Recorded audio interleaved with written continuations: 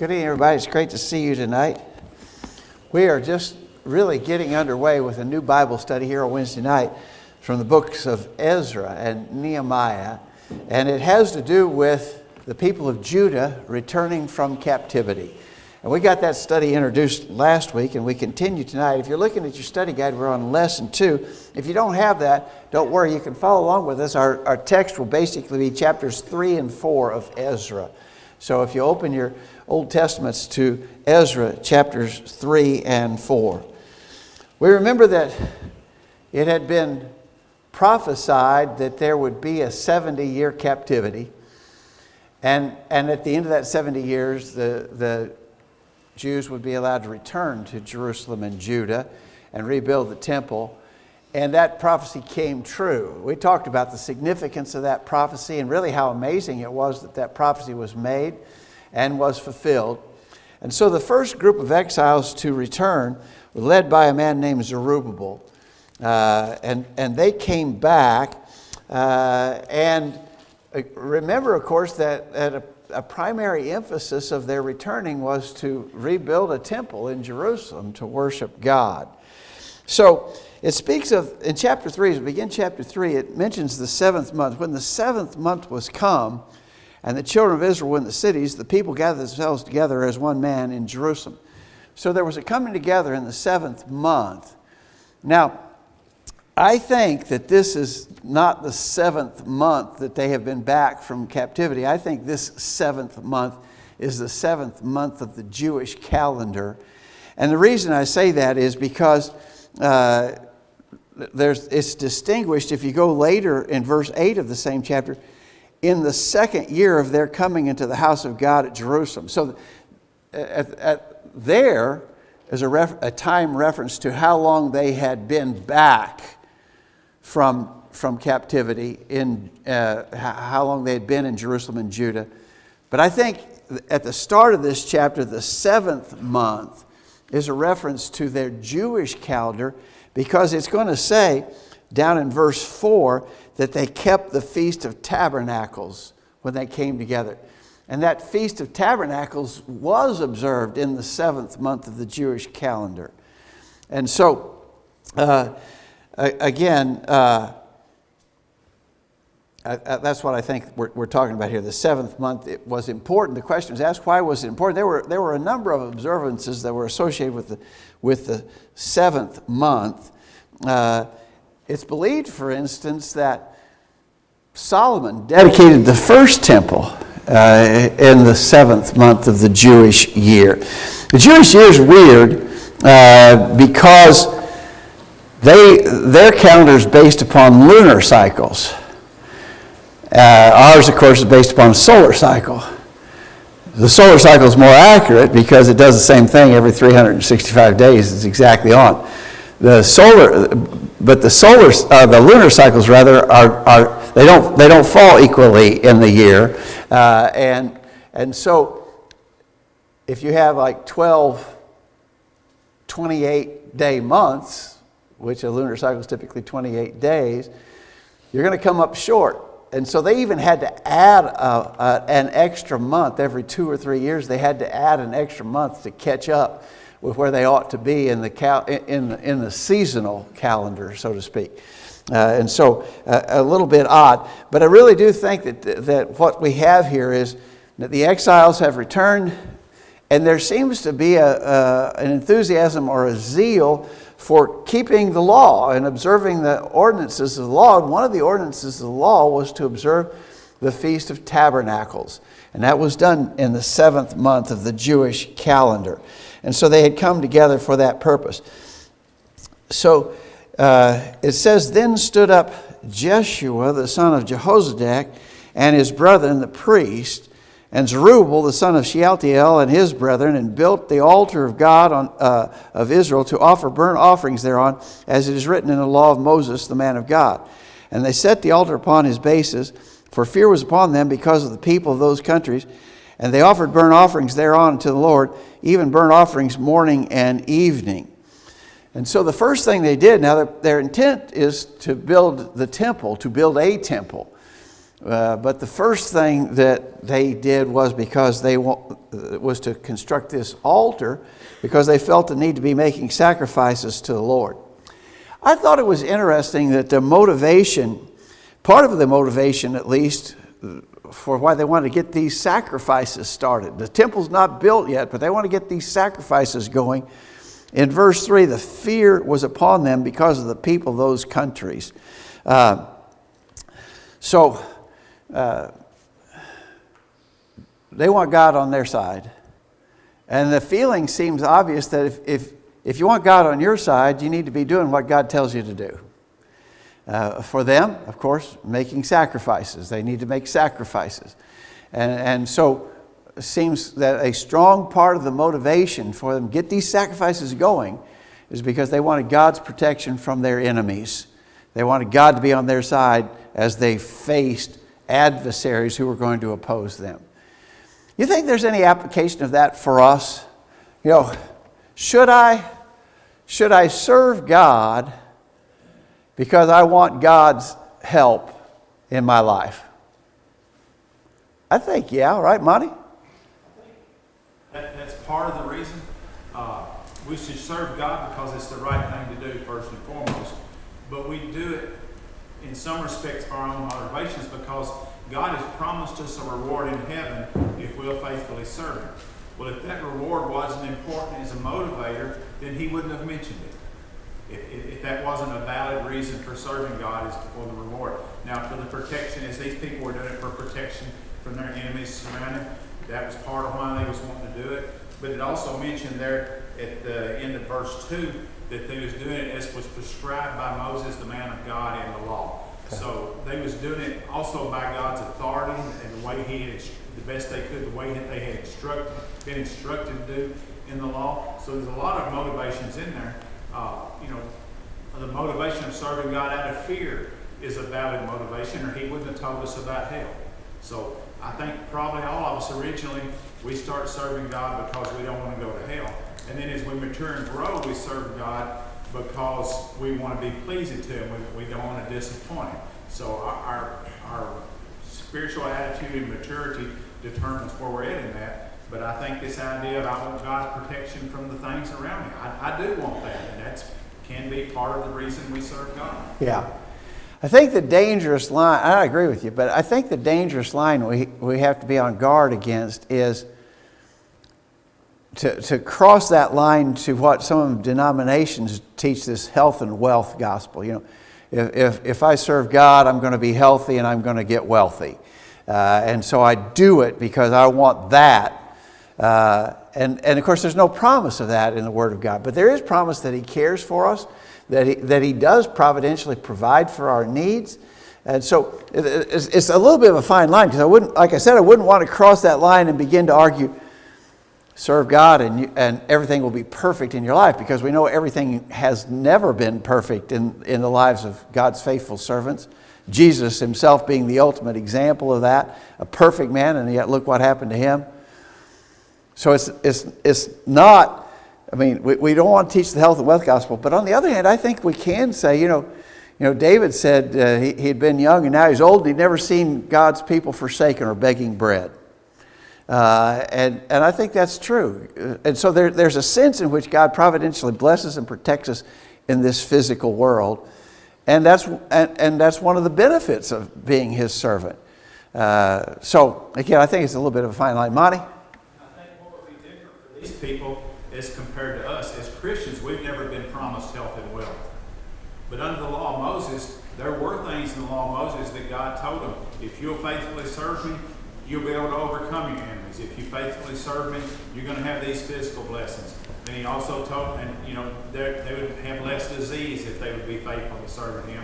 And He also told them, when you don't, then you're going to go into captivity, you're going to be persecuted, you're going to have diseases, that He would inflict all those things on them. So they did, to some extent or another, under the Jewish system, have a little bit of a health and wealth doctrine, you might say. But in the New Testament, we're not promised that. All we're promised is faithful service and a home in heaven. Okay, all right. Any other thoughts here? Wayne? In Malachi, I was trying to look at the specific reference, but in Malachi, they were trying to placate God and not really he asks the question, if I'm your father, where's the honor? Yeah. And so that's the, where's my honor? And so that's the way in which they were honoring God, is by fulfilling the commands that he gave to them. I think you're right. I think you're right. And there does seem to be a zeal with these people who've returned from captivity. They want to do right, and they want to they want to serve God faithfully. And it seems that there's an emphasis on that. Joshua was a priest. He's often mentioned in conjunction with Zerubbabel. Zerubbabel and Joshua are often mentioned together, but he represented the priests among the leadership. It's interesting, one of the references that in our study guide, that he was Joshua the son of Jehozadak. And in 1 Chronicles 6, verses 14 and 15, Jehozadak is mentioned among those who was taken captive to Babylon. And so his father was actually one who was taken away in captivity. And so you assume he was probably born in captivity, and now he's helping lead the people back to Jerusalem. So what they built was the altar. They wanted to get the sacrifices started. They felt a great need to do that.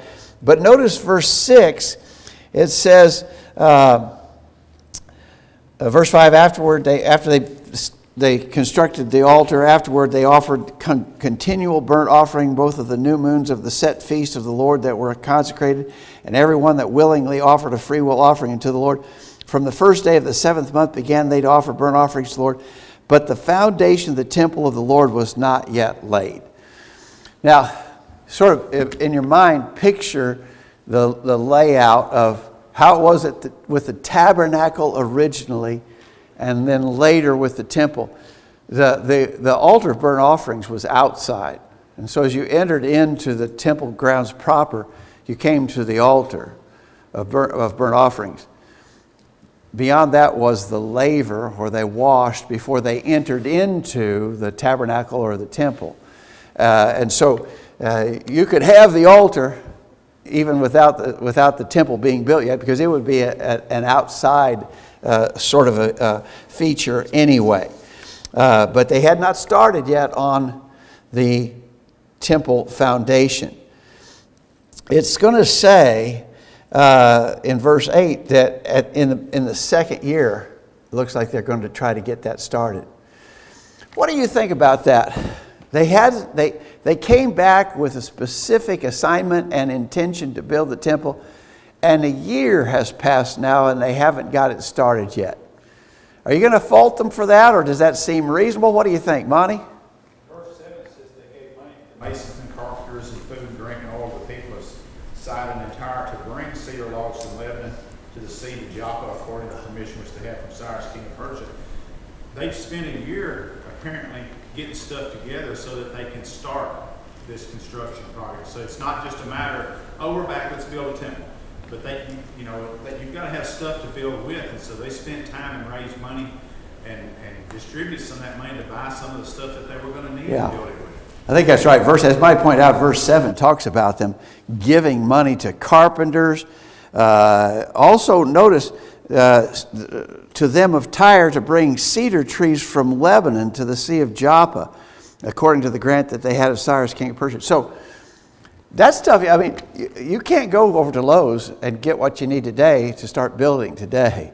They didn't have that convenience. And so I don't think that a year to come, to get settled, to gather together the necessary components to start the construction temple, it doesn't seem to me that a year would be an excessive delay. In other words, I don't think they're dragging their feet. I don't think they're being lazy or slothful in regards to this work. I think they are strongly intended to do it, and a year doesn't seem to be an outrageous delay, because they did have a lot of logistics to do to get things ready. So verse 8 says, in the second year of their coming to the house of God at Jerusalem, in the second month began Zerubbabel the son of Shealtiel and Jeshua the son of Jehozadak, and the remnant of their brethren, the priests and the Levites, and all they that were come of the captivity of Jerusalem, and appointed the Levites from 20 years old and upward to set forward the work of the house of the Lord. And so they're going to get it going.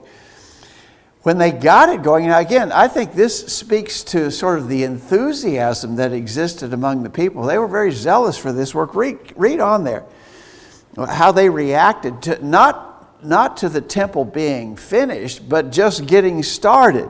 Verse 9, then stood Jeshua with his sons and his brethren, Kadmiel, his sons, the sons of Judah, together to set forward the workmen in the house of God, the sons of Henadad with their sons and their brethren, the Levites. And when the builders laid the foundation of the temple of the Lord, they set the priests in their apparel with trumpets, and the Levites, the son of Asaph, with cymbals, to praise the Lord after the ordinance of David, king of Israel. And they sang together by course in praising and giving thanks to the Lord, because he is good, for his mercy endureth forever toward Israel. And all the people shouted with a great shout when they praised the Lord, because the foundations of the Lord of the house of the Lord were laid. I'll stop there for a minute. And again, I just think that emphasized how excited they were. They were really enthusiastic about this work. There's a little bit of a downside mentioned in verse 12. But many of the priests and the Levites and chief of the fathers, who were ancient men that had seen the first house when the foundation of this house was laid before their eyes, wept with a loud voice, and many shouted aloud for joy. So the people could not discern the noise of the shout of joy from the noise of the weeping of the people. For the people shouted with a loud shout, and the noise was heard afar off. So there, it's interesting to me there in verse 12, it mentions some of the ancient men who had known of the first temple. Now they'd had to be pretty old. So there was a 70-year captivity. This is the end of that 70 years. But if they were old enough to see, know, and remember the first temple, they'd have had to have some years on them before the 70 years began. Would an 8-year-old boy remember? Probably. 10-year-old boy. But the captivity was 70 years. And so now, these ancient men that's referred to, they're probably men who are in their 80s. They weep because of their remembrance of the temple that was destroyed in relative comparison to what looks like they're laying the foundations to get started here. And it's not comparable. They can tell it's not going to be of the same nature at all. Now remember, the temple we're talking about that was destroyed, that's the temple that Solomon built, right? And so it was incredibly magnificent. Now, we mentioned last week that temple had been robbed a number of times by invading armies, and various kings of Judah had to sort of deplete its riches in order to keep other stronger relative nearby nations from attacking them. And so I would think that the temple, at the time it was destroyed, was certainly not as magnificent as it was when Solomon built it. But it was still an overwhelming structure and all the appurtenances to it. And it seems like these ancient men who could remember that were sort of grieving over the fact this is not going to be the same. This is not going to be equivalent to that. Now the people in general were shouting with joy, but there was weeping on the part of these older men. But he said you couldn't distinguish one from the other. There's a lot of excitement among the people about the starting of the temple in Jerusalem. Any thoughts or comments? Anybody? Wayne? If you think about Solomon, how wealthy he was and how prosperous that nation was at the time he built that temple, you could understand the old men who had seen that temple, how their emotions would have been let down as a result of seeing, because the captives are coming back, they don't have a lot of resources. They were given some resources, but they don't have a lot compared to what Solomon had when he built that temple. Yeah. So you can understand the old men as they were seeing that, because it's the place of worship. Yeah. It was a big event for the Jews to have the temple begin to be built. Exactly right. Exactly right. All right, so that's sort of a well-remembered verse 12, about the old men seeing the foundations of the new temple and weeping about it. So, as we move into chapter 4, some people come and they want to help. Help's good, right? You can always use help. What about these people who come offering help? chapter 4, verse 1. Now when the adversaries of Judah and Benjamin heard that the children of the captivity builded the temple of the Lord, the God of Israel, then they came to Zerubbabel and to the chief of the fathers and said to them, Let us build with you. For we seek your God as ye do, and we do sacrifice unto him since the days of Esarhaddon, king of Ashur or Assyria, which brought us up hither. Okay, now, Esarhaddon was the famous and powerful Assyrian king who had conquered the northern kingdom of Israel. These people that are returning are from the southern kingdom of Judah, right? But Esarhaddon, the Assyrian king, had conquered Israel and took the people away. And in their place, he brought others and transplanted them there. Now, we've talked about this a lot of times in Jewish history.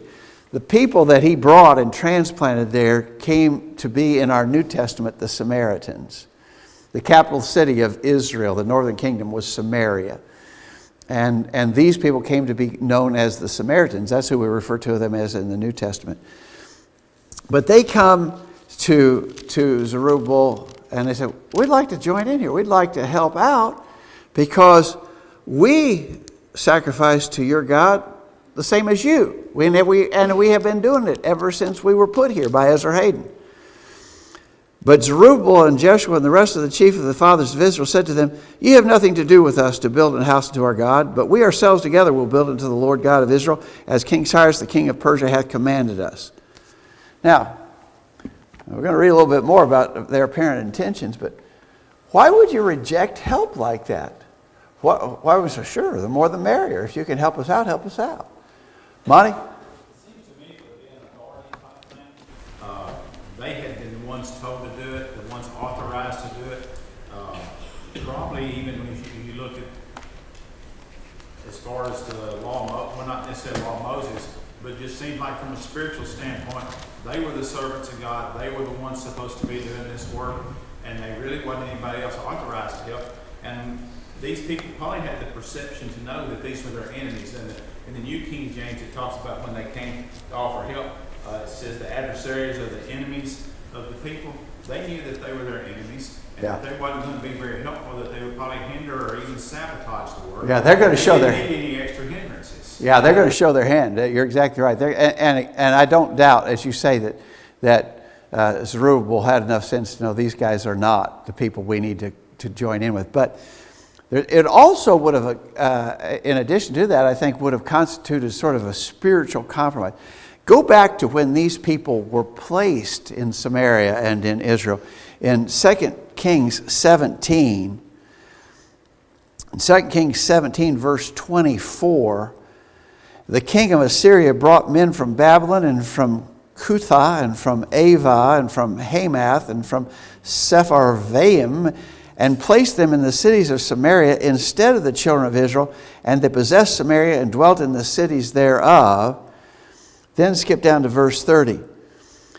And the men of Babylon made Succoth-Benoth, the men of Cuth made Nergal, and the men of Hamath made Azimah, and the Avites and the Nibhaz and the Tartak and the Sepharvites burnt their children in fire to Adrammelech and Anamelech, the gods of Sepharvaim. We can see that Melech, those were the idolous gods of the pagans, and they burned their babies. But verse 32, so they feared the Lord and made unto themselves the lowest of them priests of the high places, which sacrificed for them in the houses of the high places. They feared the Lord and served their own gods, after the manner of the nations whom they carried away from thence.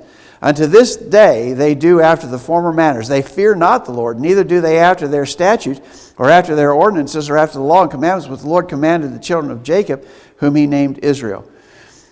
And so they were, after a fashion, serving God. You may remember, and we don't have the reference to it here, but you may remember that after those people came in, they weren't doing so well, and wild beasts were, lions and other things were attacking them. They said, hey, the God of this land is mad at us. And we very well better start serving him or we're going to get eat up by all these lions and other bad things happening to us. And so that's why they started worshiping the God of Israel, not exclusively. They continued to worship their idolist gods, but they worshiped God with the idea they could maybe prevent some of the calamities that were befallen, but they weren't sincere. And so my point in all of that is, I'm sure Zerubbabel knew very well what their practice was, and that it would be a compromise, a spiritual compromise, to enter into agreement to work with these people. They're not genuine. They're not genuine servants of God, and we don't have any part with them. Josh? Yeah, these people sort of remind me of the people that Paul, I think, dealt with in Acts 17 and Athens. They were superstitious, so they saw them in as much as, like you said, they didn't want anything bad to happen. They didn't really want to fully dedicate themselves to him. They didn't want, that God out there was going to make him mad either. So they could say, we kind of sought after him, but they also did all the other things too. They served all their graven images and things too. So it just those people kind of reminded me of the people in the New Testament. I think you're right. Wayne? And when the Lord brought in the lions, the way they, like you said, the God of the land is mad at us. Bring in one high priest.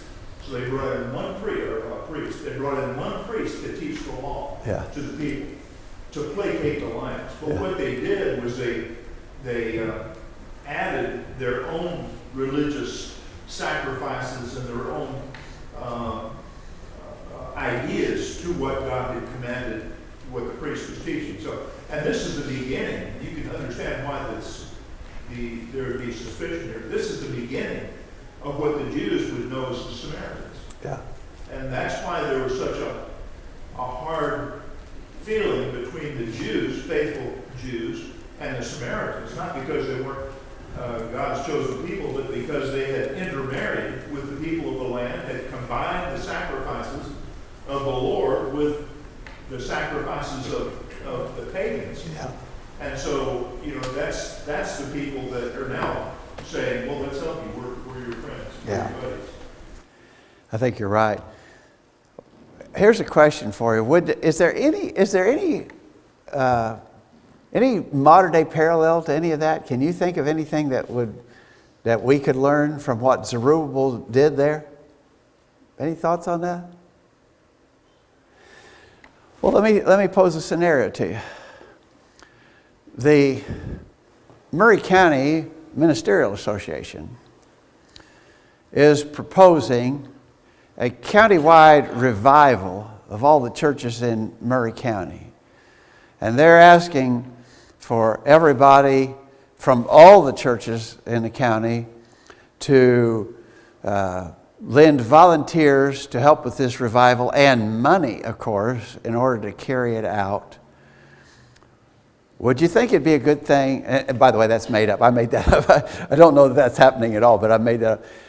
If such were to be the case, would it be advisable for us to be a part of that? I don't think so, right? Wouldn't the principle that Zerubbabel set forth here apply in that case? These are not true servants of God. They're busy doing their own thing religiously. Why would we lend any credibility or credence to what they're doing when we don't think they're faithfully serving God? Zerubbabel knew that these people were not faithfully serving God. And I think he very well saw that it would be a disaster, probably in the physical sense, but also in the spiritual sense. He'd be throwing in with people who weren't faithful servants of God. Monty? We're taught to have fellowship with the unfruitful works of darkness. So that situation you just described, if we participated in that, we would be in fellowship, joint participation with them in promoting evil. And that would be the same situation for Zerubbabel here. These pagan idol worshippers that wanted to come help out just to kind of satisfy the god of the land or whatever, they would have been in fellowship with the unfruitful works of darkness. Yeah. And so they couldn't do that. Yeah, I think you're right. So, as we said a minute ago, they're going to show their hand here. So when they didn't get invited to help, notice verse 5, chapter 4, verse 5, Verse 4, the people of the land, verse 4, chapter 4, verse 4, the people of the land weakened the hands of the people of Judah, troubled them in the building, hired counselors against them to frustrate their purpose, all the days of Cyrus, king of Persia, even unto the reign of Darius, king of Persia. And so they were not genuine, and their subsequent actions proved that they weren't genuine and really wanted to try to help the people. They were glad to frustrate the work when push came to shove. So notice it mentions Cyrus, king of Persia, Darius, king of Persia, and in the reign of Ahasuerus, in the beginning of his reign, they wrote unto him an accusation against the inhabitants of Judah and Jerusalem. Okay, so we've got a progression of Persian kings here. Cyrus, Darius, probably Darius the second, and then Ahasuerus, and then we're going to read about Artaxerxes, and that seems to be the progression of Persians kings. One of those two guys, either Ahasuerus in verse 6 or Artaxerxes in verse 7, one of those two guys, a lot of people think it was the second one, some people think it was the first one. That's the king in the book of Esther. Okay, so that's just sort of a historical reference point there. When we study the book of Esther, which we're not doing right now, but it's really a neat story in and of itself. We've studied it before. But it's in this time frame. It's in this immediate time frame when the events described in the book of Esther are taking place as well. Okay? All right, so in the days of Artaxerxes, verse 7, in the days of Artaxerxes wrote Bishlam, Mithra, I'm going to skip those names, but all these guys came together, the rest of their companions, unto Artaxerxes, king of Persia, and the writing of the letter was written in the Syrian tongue and interpreted in the Syrian tongue. Rehum, the counselor, Shimshai, the scribe, wrote a letter against Jerusalem to Artaxerxes, the king of this sort. Then it mentions several more who were their companions in this, verse 9.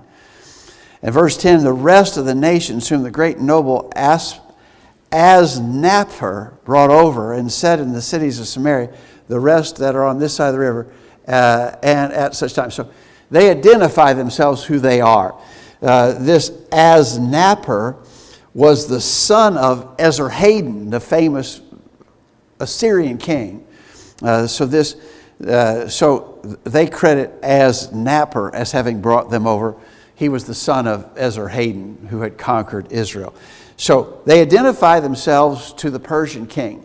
We're here since the days of Esarhaddon and Asnapper, the Assyrian kings. Remember, if you're thinking about the progression of great empires, the Assyrian Empire was a great worldwide empire, the most powerful. They conquered the northern kingdom of Israel. After them, they declined and Babylon became the great empire. They're the ones that carried Judah away captive. But Babylon fell to the Persians, or sometimes we refer to them as the Medo-Persians. So that's the progression of empires. Assyrian, Babylonian, then Medo-Persian. We're in that time frame now. But these people who are opposing the work of the temple, they traced their existence in that region to having been brought there by the Assyrians to transplant the captives who were carried away. The northern kingdom, we often refer to them as the 10 lost tribes of Israel. They never came back as a collective whole. Judah is coming back. Israel never came back. But it was the Assyrians who carried them away and transplanted these people in their place. The Babylonians carried Judah away, and now the Persians are sending them back. And so that's the progression of empires that are in this time of history. So they identify themselves who they are, and they write this letter beginning in verse 11. Verse 11, this is a copy of the letter they sent to him, even to Artaxerxes the king. Thy servants, the men on this side of the river, and at such a time, be it known to the king that the Jews which came up from thee to us are come unto Jerusalem, building the rebellious and the bad city, and have set up the walls thereof, and have joined the foundations. Be it known now unto the king that if this city be builded and the walls set up again, then they will not pay toll, tribute, and custom, and so shalt thou endamage the revenue of the kings. Now because we have maintenance from the king's palace, and it was not meet for us to see the king's dishonor, therefore we have sent and certified the king, that search may be made in the book of the records of thy fathers, so shalt thou find in the book of the records, and know that this city is a rebellious city, and hurtful unto the king and provinces, and that they have moved sedition within the same of old time. For which cause was this city destroyed? We certify the king that if this city be builded again, and the walls thereof set up, by this means thou shalt have no portion on this side of the river. All right. So they act like they're particularly concerned for the king's prosperity, that everything will be good for the king. And if you let Jerusalem, if you will just search your records, you will find out that Jerusalem was always a bad place and always caused all kind of trouble for the kings who conquered them and the kings who tried to rule over them. They were always rebellious. And it's that same seed that's come back here again, and they're trying to rebuild the city. And if that happens, it's going to be bad for you, King Artaxerxes, and you really wouldn't want that to happen. And we're only writing this because we're concerned for you and for your prosperity. I think, that letter that they wrote just sort of smacks of insincerity, disingenuousness. I can't believe that was their major concern. They just want this work stopped, and so they're going to pull out all the stops. They're going to do whatever it takes to oppose the work of God's people. Again, I don't want to strain at a point, but I think that there's parallels to that all through history. I think we face those same kind of things. The opponents of God will do whatever it takes. They don't care, and they have no integrity, no sincerity. They don't care. They'll say anything to oppose the true work of God's kingdom on earth. That's what we see here, and it's sort of history repeats again and again. Thoughts or comments, anybody? Clayton? Most common, I think, would be Jesus, and they said, "Oh, he proclaimed himself king, and we have no king but Caesar." Yeah. And they hated Caesar's king. Yeah. But when it served their purpose, they would pronounce their loyalty to Caesar. Good point. All right. Okay. So, what do you think the king of Persia would do when he received a letter like that? You'd think he'd just blow it off and say, those people are nuts. Forget that. No. You don't. So basically he's been told there's a potential threat to your sovereignty here. And a king is not going to ignore a potential threat to his rule. And so, verse 17, then sent the king an answer to Rehum, the counselor, and to Shimshai, the scribe, and to the rest of their companions that dwelt in Samaria, to the rest beyond the river, peace, and at such a time. The letter which ye sent unto us hath been plainly read before me. And I commanded, and search hath been made, and it is found that this city of old time hath made insurrection against kings, and that rebellion and sedition have been made therein. There have been mighty kings also over Jerusalem, which have ruled over all countries beyond the river, and toll and tribute and custom was paid unto them. Give ye now commandment to cause these men to cease, and that this city be not builded until another commandment shall be given from me. Take heed now that ye fail not to do this.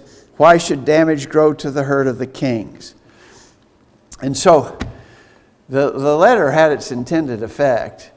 And actually, when Artaxerxes searched the records and he found two things. He found one thing that, Jerusalem, the kings over this Judah and Jerusalem, they had been mighty kings and they had ruled far and wide. And we know that was certainly the case of David and Solomon, and even some of the subsequent kings had some successes. But so they found, he said, that once was a powerful political base, and his history dug up the fact that there had been that the people of Jerusalem had been rebellious against kings that conquered them.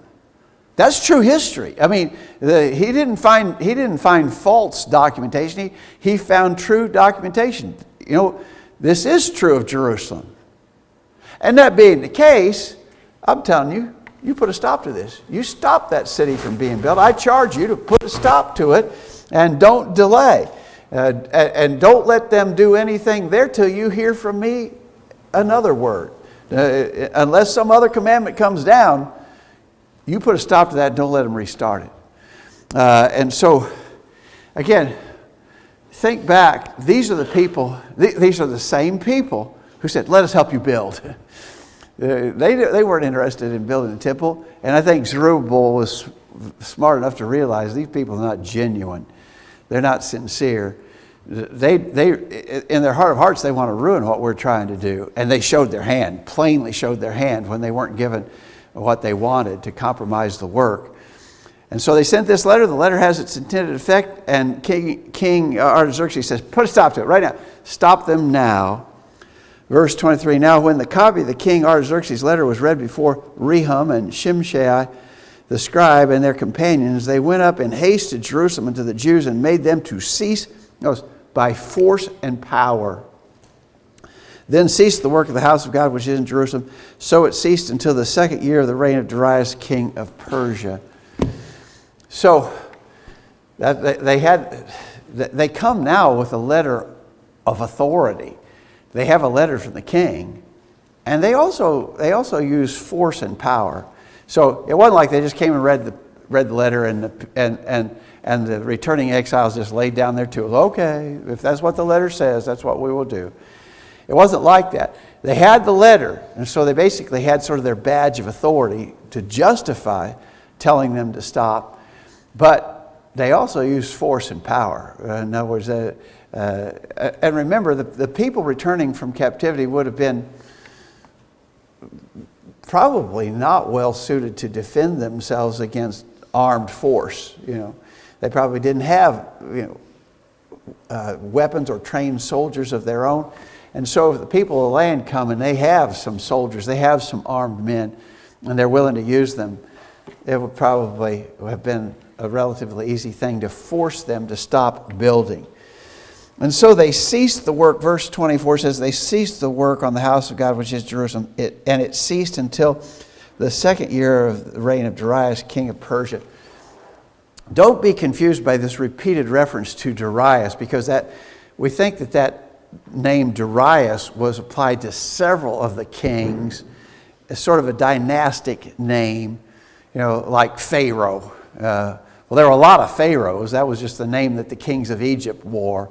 Well, Darius is sort of that sort of name. So this is a subsequent king. So Artaxerxes issues the command to stop, and a subsequent king will justify them to start over again or to restart it. But the question was asked, how long did the work on the temple stop? And we think, if you're trying to piece together the reign of these Persian kings, we think it was probably on the order of about 20 years. So it wasn't like they stopped for a couple of weeks to get this matter cleared up. They stopped for a couple of decades before a subsequent authorization was given for them to resume the work. Wayne? If I did some research on Haggai, and if Haggai, what I found is Haggai was written about 520, so it was about 16 years from this time between chapters 4 and 5 of Ezra that we're talking about. And his task, his work that God designed for him to do is, first thing he said, stop building your houses. You got your sealed houses, and the house of the Lord sits in ruins. In ruins, Yeah. And so his task was to get them to build, to finish that. And he was in cahoots with Ezra. Ezra and Haggai were contemporaries. Exactly right. So we think it was on the order that what Wayne suggests, maybe 16 years more exactly, on the order that about approximately 2 decades they stopped and they couldn't move forward. But what's interesting? So remember we started out saying they had a lot of zeal and enthusiasm for this, but now they've been forced to stop. Now they start paying attention to their own business, building their own houses, getting their own affairs in order. And this this business about the house of God gets really shoved way, way back on the back burner. And they're not hardly even thinking about it until Ezra and Haggai come along as prophets of God to jumpstart them. All right. Lord willing, we'll pick up the study there at chapter 5 next week.